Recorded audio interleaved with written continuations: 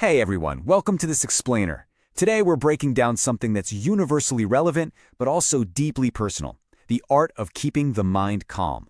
We aren't just tossing around abstract concepts here, We're actually going to construct an architecture of inner peace. We'll be looking at a highly specific, actionable blueprint, straight from our sources, to really understand how mental well-being is built and sustained over time. So, if you've ever felt completely overwhelmed by the relentless pace of modern life, trust me, you are in the exact right place. Let's get building.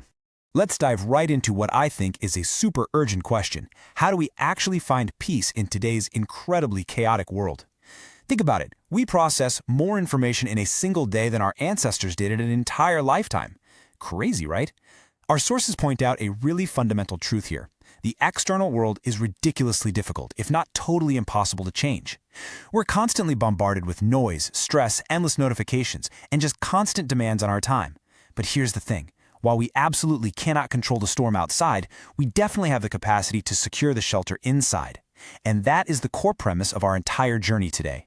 So here's the exact blueprint we're going to use to build that inner shelter.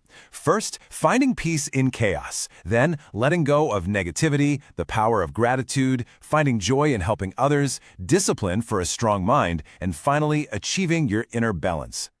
All right, stepping into our first phase, finding peace in chaos. This is the absolute foundation of the mind. Look, if a building's foundation is cracked, the whole structure is totally compromised, right? So many of us just exhaust all our energy trying to micromanage the external world. We're literally trying to force the storm to be quiet. But the true secret to this whole architecture is realizing that your internal mind is really the only territory you have total dominion over.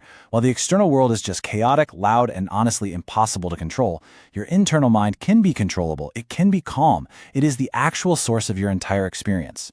And because the mind is essentially the lens through which we view reality, changing that lens literally rewires your brain. Seriously, it's called neuroplasticity.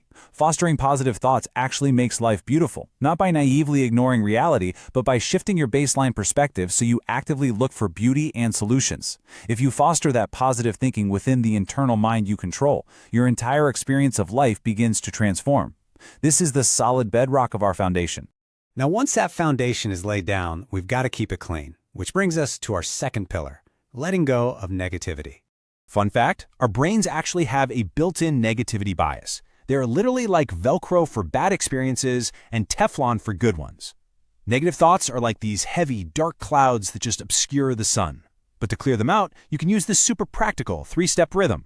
Step 1, identify the negativity without judgment. Just notice when you're spiraling, because, well, you can't fix what you don't acknowledge. Step 2, accept its presence. Don't fight it. Just tell yourself, okay, I'm experiencing a negative thought right now. And step 3, let it go completely. Visualize it just passing by like a cloud in the sky. It's that simple. Identify, accept, release.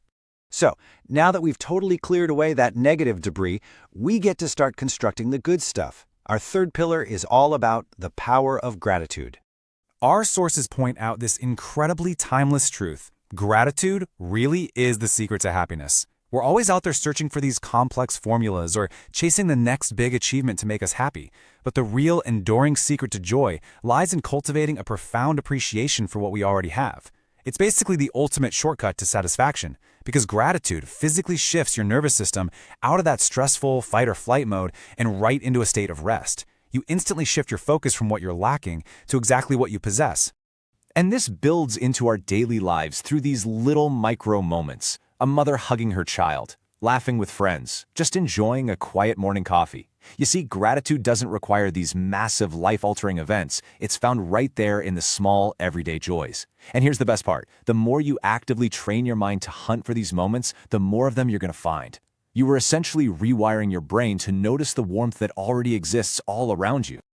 Building directly on that warmth, we arrive at our fourth pillar, joy in helping others. It's time to open the doors of our internal structure and look outward.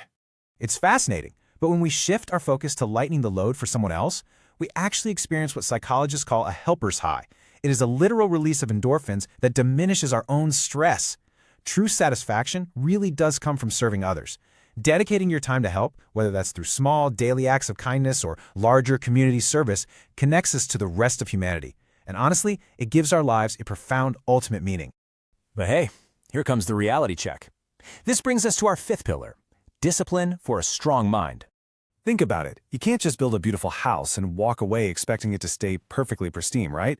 It requires daily maintenance. Peace is absolutely not an accident. It's the direct result of daily habits. Things like meditation to anchor yourself, exercise to regulate your nervous system, and reading to really nourish your intellect. These habits are essentially the mortar holding our entire architecture together. Practicing them consistently, every single day, is exactly how you protect and keep the peace you've worked so hard to build. Which brings us right to our final destination for today, achieving your inner balance. By establishing a calm foundation, actively releasing negativity, practicing gratitude, serving others, and putting in that daily discipline, you have successfully built the ultimate architecture of peace. But I want to leave you with a lingering, maybe slightly provocative thought here.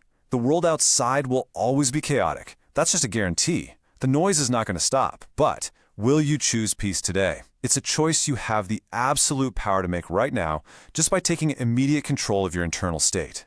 If you found this explainer valuable and you really want to continue mastering the art of a calm mind with us, please make sure to subscribe, like, and share my channel. We're building this awesome community of mindful learners who are dedicated to focusing on what truly matters.